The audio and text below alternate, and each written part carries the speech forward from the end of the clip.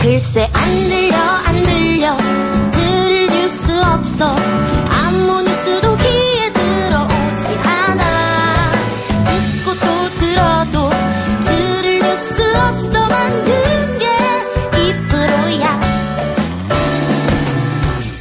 이동영의 뉴스 정면 승부 주파수 94.5 YTN 뉴스 FM 이동영의 뉴스 정면 승부 3부 시작하겠습니다.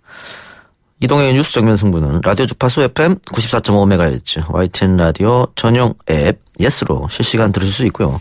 다시 듣기는 YTN 라디오 홈페이지 팟빵 앱과 아이튠즈는 방송 후에 곧바로 업로드하겠습니다. 의견 참여는 휴대전화 문자 메시지 샵 0945번 우물정 0945번이고요. 단문 50원 장문 100원에 모시겠습니다. 예스 앱에서는 무료로 실시간 댓글 참여 가능합니다.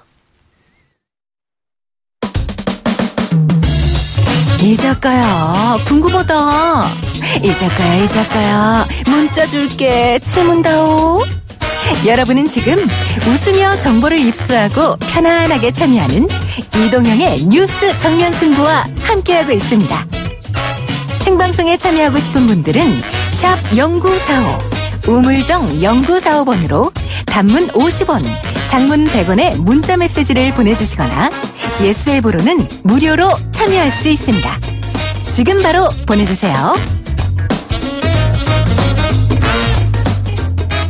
네, 드루킹 사건과 관련해서 일부에서 자유한국당 박성중 의원과 전화 연결해서 야당 입장을 들어봤는데요. 이번에는 여당 입장 한번 들어보겠습니다. 일단 여당 추미애 대표는 댓글 조작이 정권의 책임인 양 호도하는 저급한 정치 공세에 강력 대응할 것이다. 이렇게 이야기를 했는데요. 더불어민주당 대변인이죠. 김현 전 의원 연결해서 드루킹 댓글 조작 사건과 관련한 입장 들어보겠습니다. 의원님 나와 계십니까? 네, 안녕하세요. 더불어민주당 대변인 김현입니다. 네, 오랜만입니다. 네. 지금 아까 5시 반쯤에 김경수 의원 입장 발표한 거는 보셨나요? 제가 사실 그 시간에 오늘 알다시피 4.15 4주기 추념식 및 연결식이 열리고 있어서요. 안산에 있었고요. 지금도 안산에 있는데 조금 전에 이제 영정을 다 가족들이 이제 품에 안고 가시는 장면 보고 제가 지금 이제 차 안에서 전화를 받고 있고요. 내용은 일단은 야당의 공세에 대해서 비판하는 것, 그다음 언론의 무책임한 보도에 대해서 문제 제기하는 것과 아울러서 그 인사청탁과 관련된 구체적 과정에 대해서 설명이 좀 있었던 것으로 그렇게 확인하고 있습니다. 저희가 일부에서 그 자유한국당 박성중 의원과 연결을 했었는데 자유한국당 입장은 그런 것 같아요. 지금 경찰에서 조사하고 문제가 됐던 평창올림픽 악플 있지 않습니까? 조작한 거. 네네. 그거를 이번만은 했을 것이냐. 분명히 대선 때도 했을 것이다. 네. 이런 주장을 하고 있거든요. 그러니까 이제 지금 일부 야당에서 그런 추측을 하는데 억측과 추측을 하는데 본인들이 그렇게 했으니까 더불어민주당도 그럴 거다라고 얘기하는 것은 언어 도단입니다. 그 국정원의 그 여직원의 그 댓글 공작이 그때 당시에 부인했었던 것이고요. 실체가 더 드러난 거고요. 그런 것을 진상 조사를 하고 그야말로 탐해까지 가고 파면되고 구속된 그게 비롯된 게 사실은 국정원 여직원 감금 사건이라고 일명 그렇게 불려진 국정원의 댓글 공작이지 않습니까? 그것을 진상규명을 했던 더불어민주당이 불법적인 행위를 할 리가 만무하지 않을까라는 것은 한민족 국민들의 생각일 거라고 보고요. 특히 안철수 바른미래당의 서울시장 후보께서 엊그저께 느릅 출판사까지 가고요. 두 번째는 문재인 후보가 알았을 거다라고 이제 오늘 말씀을 하신 것 같아요. 그렇다면 저희가 되물을 수 있는 건 뭐냐면 문준영 씨 대선 기간 동안에 제보 조작 사건 안철수 후보가 당시 알았습니까? 그럼 알았다는 얘기밖에 더 됩니까? 근데 왜 거짓말 하십니까? 그러나 우리는 거짓말하지 않은 정당이고 정부이기 때문에 국민들로부터 평가를 받은 겁니다. 저희는 그런 공작 정치 하지 않았습니다. 그리고 매크로를 이용한 불법 행위는 경찰에서도 얘기했던 것처럼 올 1월 달부터 본인이 무리한 요구가 받아들여지지 않자 그런 행위를 할 것을 고민했고 한 것이고요. 그 내용과 관련해서 같은 멤버 중에서도 논란이 있었다는 것을 오늘 한 언론사와의 인터뷰에서 한 내용입니다. 근데 대변인님 일단 야당 주장은 그런 것 같아요. 드루킹이 과연 어떤 조직과 돈이 있어가지고 그렇게 출판사 차려가면서 했겠느냐. 결국은 민주당이 뒷배가 되지 않았느냐. 혹은 대통령도 후보 시절에 알았을 것 아니냐. 이런 주장이거든요. 그러면서 네, 말씀하세요. 예. 네네.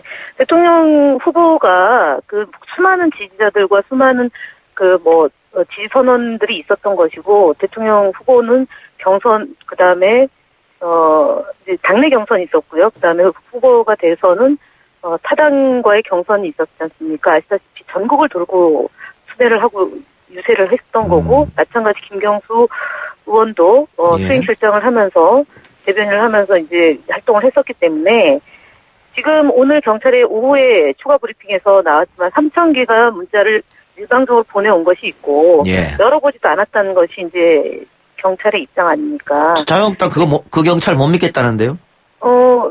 근데 지금 경찰청장은 박근혜 정부 때 임명한 분입니다. 못 믿고 안 믿고는 주장할 건 아닌 것 같고, 그다음에 또 하나 얘기하는 드루킹을 돈과 관련된 거나 어떤 돈이 있느냐라는 건데, 오늘 한 분이 나와서 말씀하셨지 않습니까? 회원은 2,000명이고, 오프라인에서 활동하는 분은 500명이다. 2,000명과 500명, 적극적으로 활동하는 분이 500명이고, 회원으로 가입해서 활동하는 분이 2,000명인데, 이 단체가, 교수도 있고, 변호사도 있고, 소위 전문가 집단이라는 거고요. 그리고 소액 주주 활동을 했던 분들이기 때문에, 십시일반 돈을 걷어서 운영을 했던 것으로 알려지고 있습니다. 그래서 저희가 만약에 그때 2017년도 대선 시기는 박근혜 정부가 여전히 황교안 대행체제였습니다. 그렇죠. 검찰과 국정원도 다 박근혜 전 정부와 관련성이 있는 분들이 잡고 있었기 때문에 우리가 어떤 불법행위를 하면은 그냥 놔뒀겠습니까? 저는 지금 자유한국당이 현재의 시점에서 자꾸 고민을 하시는 것 같은데, 지금 2018년이고 2017년 대선 시기는 박근혜 전 대통령이 파면은 되어 있었지만 당시 한교안 권한대행과 그다음에 한강욱 비서실장 청와대 취재였다는 점을 말씀드립니다. 그래서 그러니까 당연히 할 수도 없고 말도 안 되는 주장이라고 얘기하는 거는 이해하겠는데요. 그럼 반대로 야당 같은 경우에는 그렇게 사실 아무것도 없으면은 우리가 요구하는 국정조사 특검 받으면 될 거 아니냐, 또 이렇게 나올 것 같은데요. 정치 공세죠. 지금 지방선거를 나가려고 하는 저희 당의 전략공천을 받은 후보를 정략적으로 악용하는 거고, 그다음에 조선일보가 지금 TV조선하고 연일 오보를 내고 있음에도 불구하고 지속적으로 지금 흠집내고 있는 거 아닙니까? 그런데 그거 특검하고 국정조사하면 더군다나 후보 출마도 하지 말라는 게 야당의 주장이잖아요. 그렇죠. 저희가 뭔가 잘못을 하면 특검을 할 수 있고 국정조사를 할 수 있지만 이미 정말 일탈 행위를 한 사람에 대해서 간부견상비 나옵니까? 국정조사하면 그분이 증인으로 나와서 어떤 얘기를 하겠다는 겁니까? 알겠습니다. 범죄자를 두둔하는 행위입니다, 지금. 아주 노골적으로 얘기하면. 그러면은 민주당 입장은 야당이 그렇게 하는 것은 결국은 선거에 영향을 끼치고 선거에서 한번 승리해보겠다 이 생각을 하는 거다. 그러니까 야당의 후보가 지금 대개 국민들이 볼 때는 지지를 못 받는 후보들 아닙니까? 그런데다가 후보조차 못 내고 있지 않습니까? 그래서 이걸 호재로 삼아가지고 김경수 의원을 망신 주게 하는 건데, 제가 볼 때는 적절한 선을 넘어가고 있습니다. 자, 가유불급. 오늘 김경수 의원도 기자회견에서 언론의 좀 무책임함 이런 거 지적한 것 같고요. 추미애 대표도 왜곡 보도에 대한 분명한 책임을 물을 것이다 이렇게 얘기했는데, 그러면 어떻게 법적 소송이나 이런 걸 준비하고 있다고 들리는데? 다 할 겁니다. 건건이 나오는 것마다 제가 대변인 성명도 내고요. 그러니까 팩트 체크를 해서 저희가 대선 때처럼 이번 지방선거 앞두고도 계속적으로 진실을 추구할 것이고 거짓에 대해서는 단호한 대응을 할 겁니다. 근데 사실 이 사건 처음으로 돌아가면요. 민주당이 고발한 거 아닙니까? 그렇습니다. 저희가 지난 11월 달부터 이상한 조짐이 보이고 네이버에서 여론 조작되는 게 있어서 쭉 이제 저희가 모니터를 했는데, 그래서 1월 달에 고발한 거죠. 그러니까 1월 달에 고발하고 나서 이제 조사 과정이 쭉 진행이 되는 과정에 지금 3월 30일 날 기소가 됐는데 구속이 된 건데, 저희가 궁금한 거는 경찰이든 검찰 단계에서 이게 어떻게 김경수 의원이란 이름이 언론에 링크가 됐는지에 대해서 저희는 그것 역시도 지금 드루킹 건 진상조사단을 구성해서 그 부분, 이제 이게 흘리기식 보도이지 않습니까? 그렇죠. 예. 그리고 야당도 흘리기식 보도를 하지 말라고 하는 거지 않습니까? 그럼 그 부분에 대해서 공이 다 같은 입장이니까 협조를 해야죠. 그리고 무슨 불법적 행위를 한 것도 아니고 무리한 요구에 대해서 단호하게 거절한 거지 않습니까? 예. 그러면은 그 정치권에서 너무 이것을 정쟁의 도구로 삼거나 하면 안 되는 거. 특히 언론은 선거를 앞두고 신중해야죠. 그 조선일보가 지금 지속적으로 정말 악의적으로 언론을 통해서 지면을 통해서 허위 과장 보도를 하고 있는데 묵과할 수 없는 일입니다. 그러니까는 민주당이 야당 주장대로 배우라면 우리가 고발을 했겠냐 이렇게 생각하면 되는 거죠? 네, 그럼요. 예. 일벌백계 해야 될 거라고 봅니다. 왜냐하면 이분이 그 드루킹이라는 분이 지난 7월달, 8월달에 1인 팟캐스트로 활동을 했는데, 네. 그때 저희 추미애 대표와 저희 당의 많은 정치인을 향해서 굉장히 극단적인 조롱, 막말했던 사람입니다. 그래서 이상하게 생각했는데 그 사람이 그때 당시에 지금 매크로를 이용해서 불법 행위를 했다는 걸 다 몰랐다는 거죠. 예. 이중적 행동을 보인 거지 않습니까? 그러면 문재인 대통령은 지지하면서 당은 공격하고, 그러고 이제 또 뒤로는 협잡을 한 거고요. 그럼 이렇게 그런데 저희가 그분이 네. 누군지 알고 특정해서 신고한 것이 아니라 예. 이런 나쁜 흐름이 있으니까 네이버가 이거를 해결을 해야 되는 거 아니냐. 네이버는 그걸 못한 거니까 경찰에 의뢰를 하게 된 거죠. 그런데 지금 보니까는 그 대통령 선거 전에는 어쨌든 민주당 그리고 문재인 후보를 나름은 도왔던 것 같은데 선거 끝나고 청탁해서 안 되니까 돌아서 가지고 민주당 욕하고 그랬다는 거 이해하면 됩니까?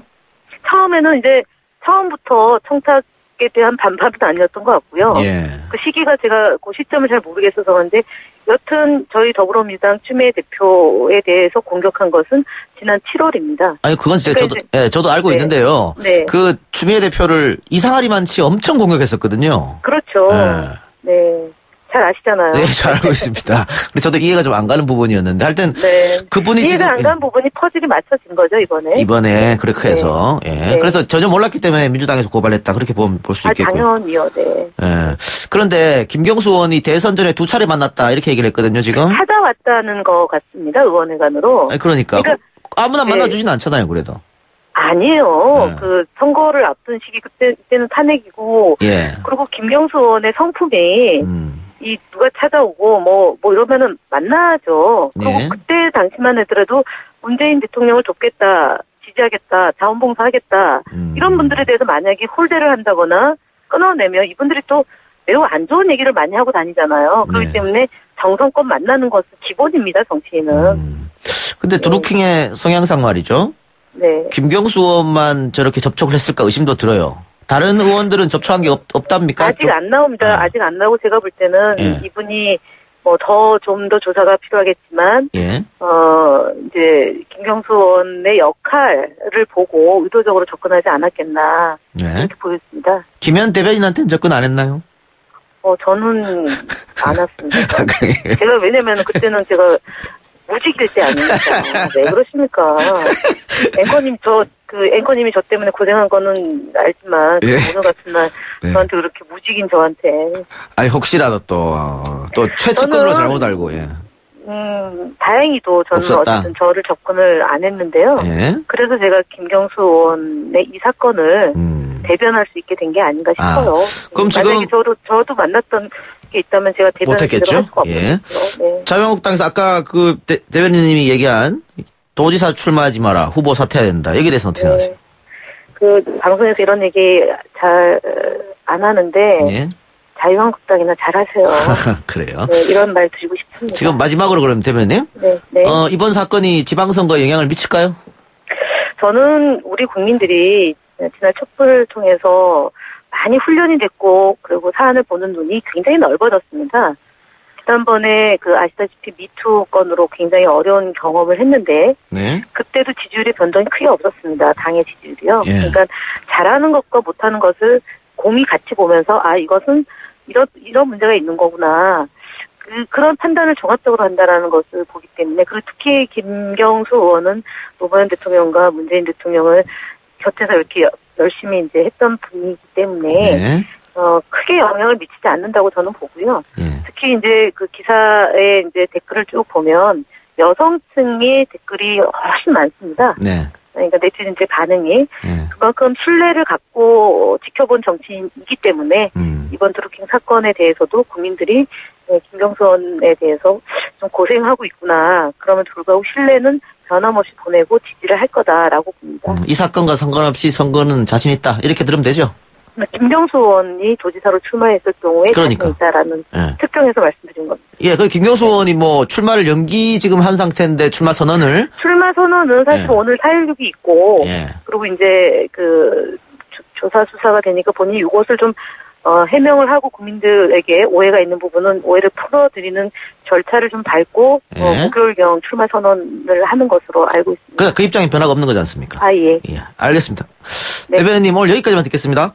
감사합니다. 네, 오늘 말씀 고맙습니다. 지금까지 더불어민주당 김현 대변인이었습니다. 이동의 뉴스 정면 승부 잠시 후 4부로 찾아옵니다. 뉴스 신동 이 작가와 함께하는 비포장 뉴스 해학 뉴스 정면 승부.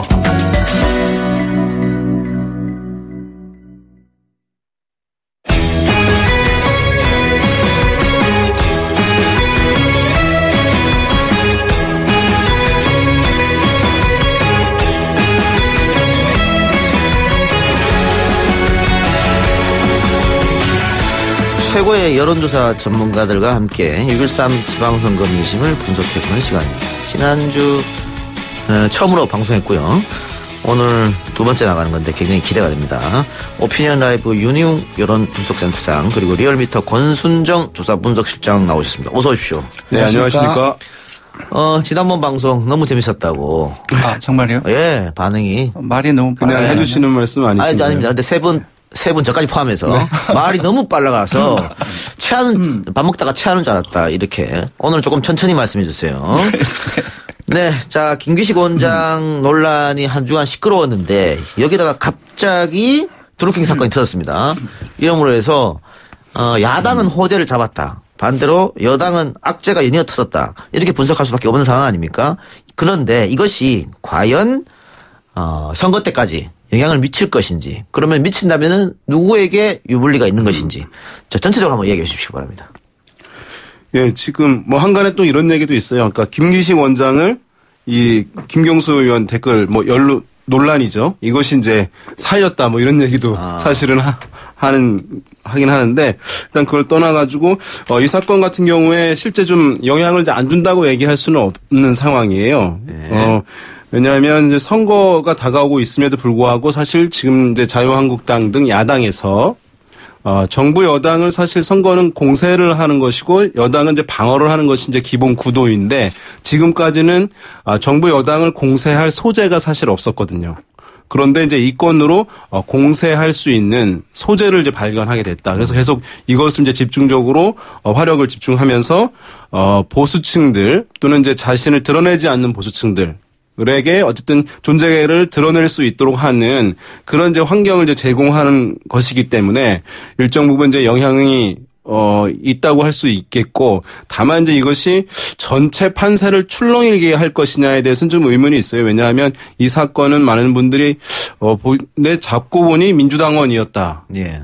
그래서 민주당원이 보수 색채에 목소리를 내는 댓글을 달았다라고 하는데 이제 약간 명쾌하게 직관적으로 이해가 안 되는 부분들이 그렇죠. 있고 일반인들에게 네. 그다음에 공권력이 어떤 가미된 것은 라고 한 것은 아니기 때문에 또 한 가지는 이것에 대한 이제 비판에 대한 그 급부를 야당이 받기에는 야당이 아직까지 지난 이제 대선 이후에 충분한 신뢰를 확보한 상황은 아니기 때문에 이것이 이제 전체 판세 흐름을 출렁이게 할 정도의 영향까지는 좀 제한적일 것으로 보이는데 다만 지금 있는 격차들 다소가 줄이거나 아니면 이제 보수층들 다소가 이제 결집하는데 영향은 알겠습니다. 있다고 보이겠습니다. 두 가지가 있습니다. 예. 비슷한데요.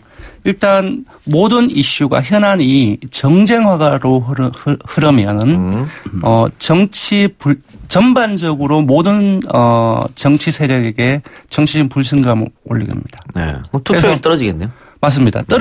떨어지는데 기본적으로 그렇게 됐을 때 특정 대상, 해당 사건의 대상 지지율이 같이 떨어짐으로써 크게 영향을 못 미치는 경향을 보이거든요. 예. 그러니까 오늘 같은 경우는 댓글로 일어선 정권 댓글로 망한다, 자유당 말기 뭐 이런 어떤 발언들을 보면 사실상 이 사건 또한 정쟁화의 어떤 경향이 흐르고 있고 그런 측면에서 봤을 때 단기적으로 민주당이 떨어질 가능성은 높지만 앞으로 많이 남았잖아요. 예. 한 2달 정도 남았습니다. 네. 그리고 다음 주가 되면 바로 남북 정상회담 전국이 도래되는 겁니다. 이런 전반적인 또 이슈의 관계를 봤을 때는 쇼텀으로는 영향을 미치겠지만은 장기적으로 봤을 때는 제가 봤을 때 미미하다. 저는 그렇게 생각합니다. 또 다른 이슈가 이슈를 덮어버릴 수 있으니까. 그렇습니다. 그럼 지금 이제 남북 정상회담 이제 얼마 안 남은 상황인데 사실 최근에 이 건으로 인한 보도량으로 보게 되면 남북 정상회담이 조명받을 공간 자체가 좀 줄어드는 효과가 있는 것 같아요. 예. 그래서 만약에 이 남북 정상회담이 사실 실질적으로 그것이 집중적으로 조명을 받게 되면 윤세 잠깐 죄송한데요. 예. 그냥 빨리 말하세요. 빨리 말하는 게 더 귀에 들어온답니다. 힘들게 억지로 천천히 말하려고 하지 마시고 빨리 말하세요. 그래서 정부 여당에 이제 유리하게 작용할 수밖에 없는 것인데 이 부분이 이제 과연 이제 그러면은 어쨌든 이제 여당 쪽에 유리하게 작용하는 것인데 이것이 남북 정상회담에 대한 이제 조명을 좀 가리게 되는 효과가 발생하니까 그것 측면에서 봤을 때도 좀 선거에 영향을 주는 점이 없지 않다. 그러나 크지는 않다 이거잖아요. 그렇습니다. 지금 현재로서는 이렇게 보입니다. 네, 알겠습니다. 또 다른 얘기 한번 해봅시다. 최근 그 리얼미터 여론조사 보면은 문재인 대통령의 지지율이 어떻게 약간 떨어진 것 같아요? 예, 소폭 떨어졌습니다. 근데 한 1점 몇 %포인트가 떨어졌기 때문에 사실상 오차범위 내입니다. 네. 예. 그 별 문제는 없다. 문제라기보다는 이제 김기식 사실 이 그 댓글 논란 사건은 이제 주말에 터졌던 것이죠. 예. 그러니까 김기식 논란이 지난주 지지율에 반영이 되었던 건데 그러니까요. 김기식 논란으로 인해서 크게 큰 영향이 없다라고 봐야 될 것 같습니다. 이제 다만 이제 이번 주중 집계에서 발표되는 그 대통령 지지율에는 이 댓글 논란이 반영이 될 것 같습니다. 아니 제가 그렇게 뭐 괜찮냐고 이렇게 물어본 것은 그 김기식에 관해서 찬성이냐 반대냐 하라고 했을 때 네. 반대가 높았거든요. 그렇다면 대통령 지지율도 거기랑 연관되지 않느냐 싶어서 여쭤본 거예요. 예, 연관됩니다. 근데 연관되는데 이제 결과치로 보자면은 소폭 지지층 이탈에 거친 거.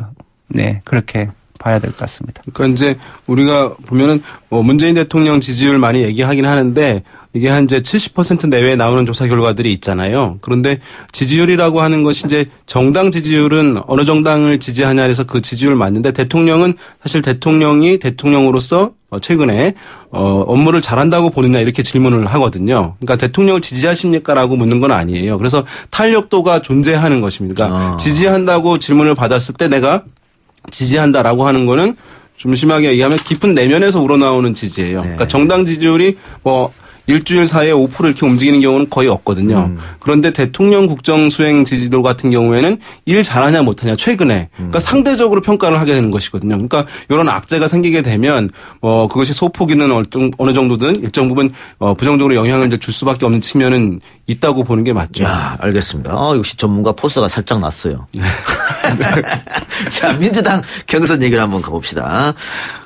이번 주 이제 민주당 광역단체장 후보 경선이 대거 몰려 있는데 지금 뭐 제주하고 충남하고 뭐 이런 끝이 났고요. 네. 지금 뭐 전남하고 전북은 뭐 결선 투표 가느냐 이런 얘기도 있죠.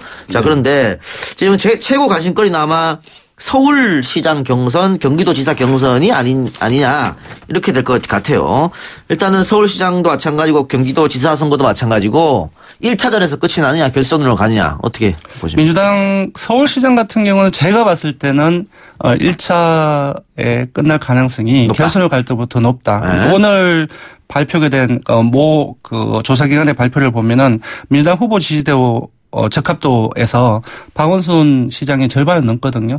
그리고 이제 박영선 의원이라든지 우상호 의원 같은 경우는 10%대입니다. 둘이 합쳐도 30%포인트가 안 됩니다. 근데 그런 것들을 봤을 때 1차 경선에 끝날 가능성이 높다. 그리고 권리당원도 있지 않습니까? 사실상 권리당원 같은 경우는 이제 문재인 지지층의 향방에 영향을 미치는데 사실 그 여론조사를 보면은 문재인 지지층에서도 우상호 의원이라든지 박영선 의원보다는 박원순 시장의 지지율이 훨씬 높습니다. 이런 부분을 종합해 봤을 때 서울 같은 경우는 1차 경선에 끝날 가능성이 조금이라도 더 높지 않겠느냐. 네. 되게 이제 지금 나오고 있는 더불어민주당의 경선을 보게 되면 3자로 이제 경쟁이 있는 경우에는 결선 가는 경우들이 이제 많이 있습니다. 그러니까 대전시장 뭐 후보 경선도 그렇고 그다음에 전남지사 이제 후보 경선도 그런데 그런 경우는 이제 지금 결선에 들어갔거든요. 3자로 붙었다가 그래서 3자인 경우에는 결선 투표자로 가는 것 아니냐 그래서 서울도 그렇게 보시는 분들이 있는데요. 저도 권 실장님 뭐 말씀대로 서울 같은 경우에는 일강 체제 너무 이제 뚜렷하게 있는 부분이 있어서 그리고 여러 가지 이제 큰 대형 이슈들이 너무 많아서 지금 다른 두 후보가 본인의 이제 존재감 부각하는데 사실은 여러 가지 환경적 제약들이 많이 있었기 때문에 결선 투표까지 가지 않고 1차에서 끝날 가능성이 좀 높다 이렇게 좀 전망하고 있습니다. 바로 경기도 얘기해 주세요. 지난주에 이제 경기도 같은 경우에 이 당원 같은 경우에는 결과가 좀 가능성이 존재한다 이렇게 이제 말씀을 드렸었는데요. 지금 나오고 있는 조사들은 이제 일반인 여론조사인 경우들이기 때문에 여전히 이제 이재명 전 성남시장이 상당히 이제 우위를 보이고 있는 그런 상황입니다. 그래서 그것까지 이제 변할 가능성은 없어 보이는데 당원 같은 경우에는 어쨌든 정보 습득들이 상당히 많고 여러 가지 네거티브 공방들이 있어서 그 부분에서 어쨌든 변화 가능성이 있어서 결선 투표 가능성 어쨌든 여기는 3자가 있거든요. 양기대 광명시장까지 포함해서 결선 투표 가능성까지 있지 않겠는가 이렇게 좀 예상을 조심스럽게 해봅니다. 저도 그렇게 생각합니다. 사실 전해철 의원 측에서 제가 보기에는 어느 정도 자신감을 여러 가지 행보라든지 메시지에서 보이고 있다고 생각이 들거든요. 그것은 바로 일반 국민이 아니라 권리당원인 것 같아요. 오늘 이제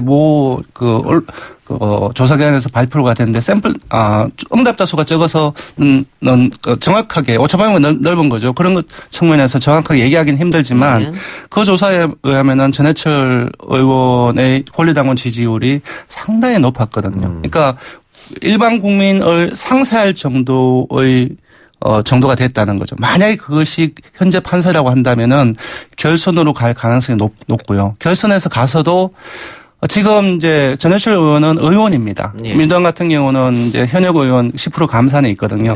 그 부분이 어떤 정말로 서로 이렇게 박빙인 상황에서는 그 부분이 최종적으로 영향을 미칠 가능성이 높다라고 봐야 될 것 같습니다. 그렇습니다. 이전보다 이제 그런 가능성이 높아졌다는 것이고, 어쨌든 여러 가지 이제 조사들을 보면은 여러 가지 이제 공세에 이재명 전 성남시장이 공세를 이제 반등 있는 수사적 입장이었는데 일반 이제 시민들의 결과는 사실은 그렇게 많이 좁혀지지는 않고 있어서 상당히 이것은 좀 지켜봐야 된다고 얘기할 수밖에 없을 것 같아요. 제가 보기에는 이재명 전 성남시장에서는 당원에서 적어도 35%는 유지를 해야 되지 않겠냐. 이기기 위해서는. 만약에 30% 아니면 그 밑으로 간다고 한다면은 비록 일반 국민 여론은 지지율은 높지만은 역전될 가능성도 배제할 수 없다. 그래서 권리당원에서 많이 잡아야 된다. 이재명 전 성남시장 측은.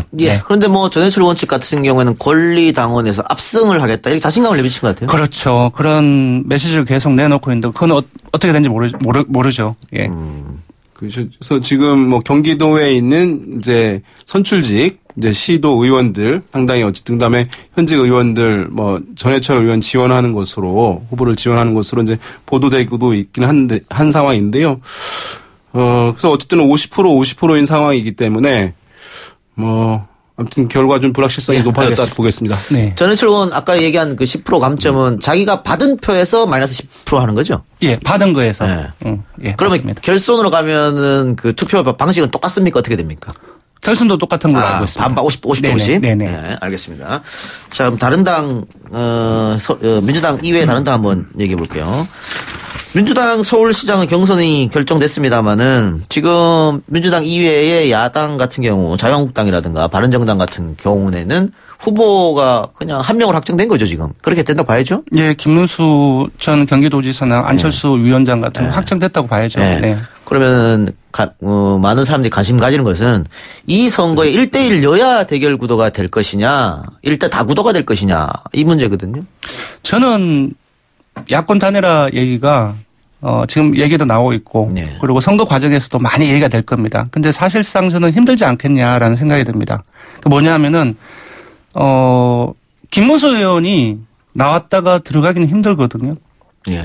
기본적으로 이제 본인의 정치인 성향이라든 그런 것도 고려해 봤을 때 안 나왔으면 안 나왔지 후보 단일하는 과정 속에서 안철수 의원한테 만약에 후보 자리 주기 위해서 나오지는 않은 것 같아요. 예, 그런 측면에서 봤을 때 사실상 후보 단일화가 어렵지 않겠냐. 그러면 가변성은 없나요? 예를 들어 김문수 지사가 뛰었습니다만 네. 계속해서 뭐 지지율이 안 오른다거나 그랬을 때 가변성. 가변성 있죠. 15% 선이라고 네. 생각합니다. 만약에 15% 선이 좀 안정적으로 넘어설 경우 계속 갈 네. 가능성이 높고 만약에 정말로 지지율이 많이 떨어진다라고 한다면 그런 얘기가 많이 양당 간에 있을 수 있고 또 다른 지역과도 서로 결부되어 있는 상황이기 때문에 그런 외부적인 요인도 이제 배제할 수는 없다. 하지만 15% 선을 안정적으로 넘는다고 한다면 아까 말씀드린 그런 측면과 함께 결부되어서 계속 가지 않겠느냐라는 예상합니다. 15% 자꾸 강조하시는 거 보니까 선거금 보존받는 그거 얘기하십니다. 네.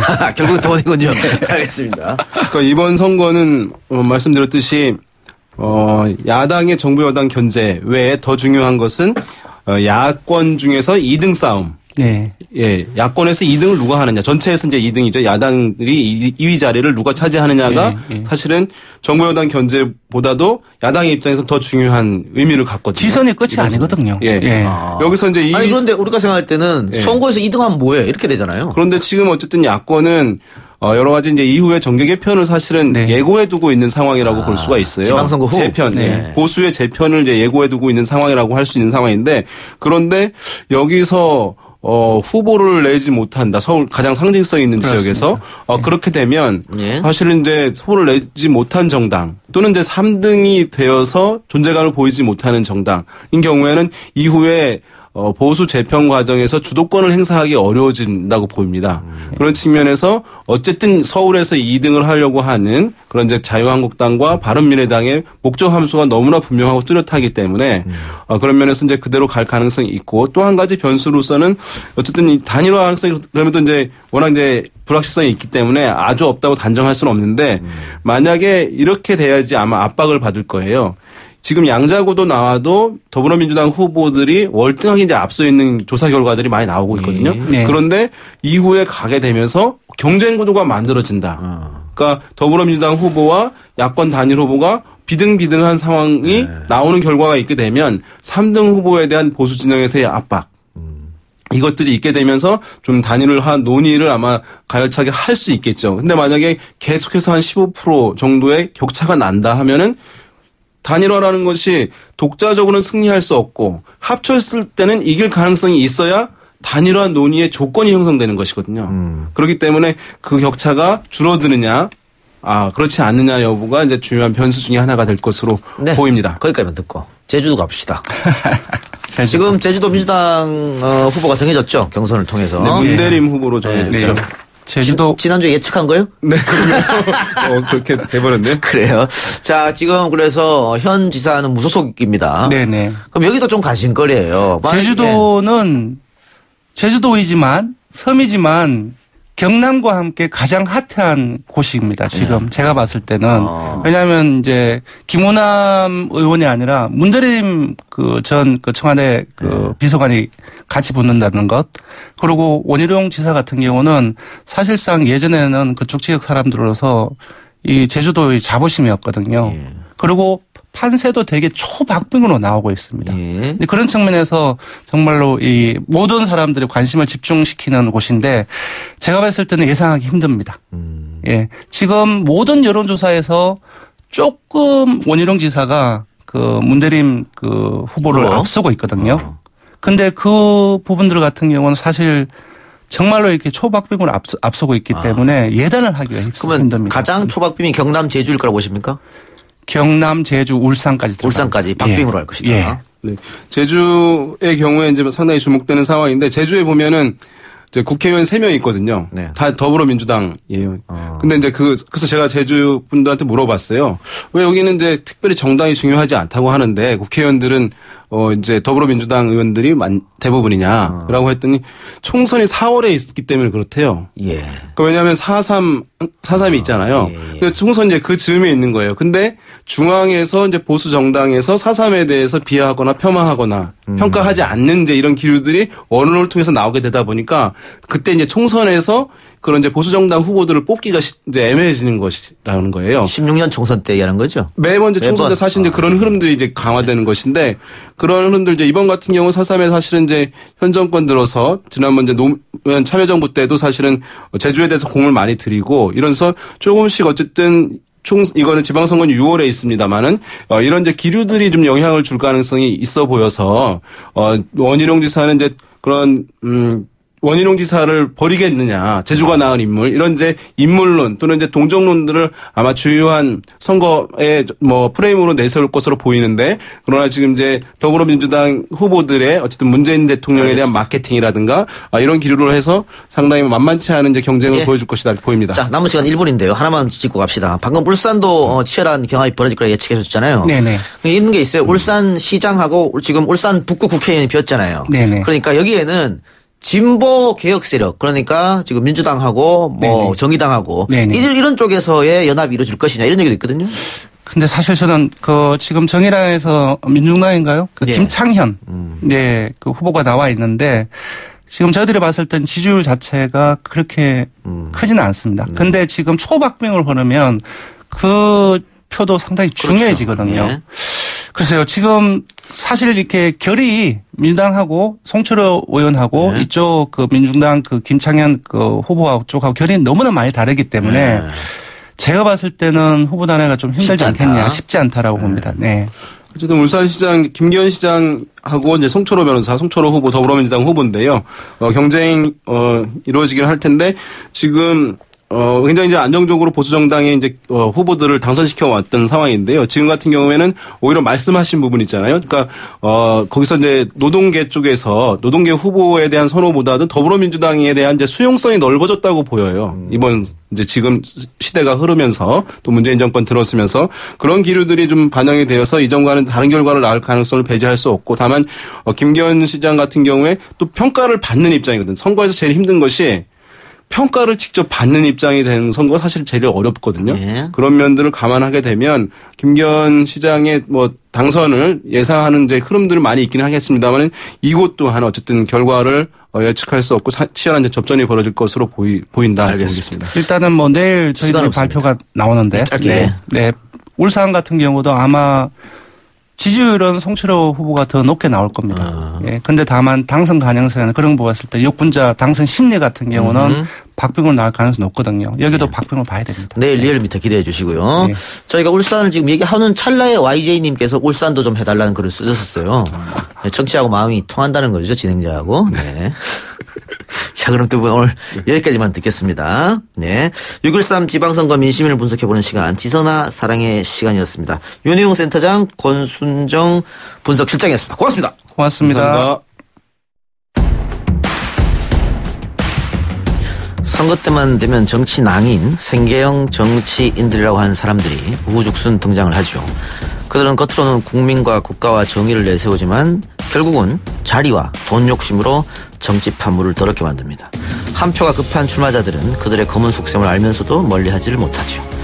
과거 선거에서 나쁜 조직이라고 하면 돈과 관건의 힘으로 만드는 것이었습니다. 그러나 지금은 선동과 거짓으로 순진한 유권자들을 속이면서 조직을 만들어냅니다. 그리고 유력 정치인들에게 접근을 하는 것이죠. 유력 정치인들은 그들에게 그나마 표라도 받았지만 그 검은 속셈을 가진 사람들에게 마음과 돈을 건넨 일반 유권자들은 자신이 속은지도 모르고 살아갑니다.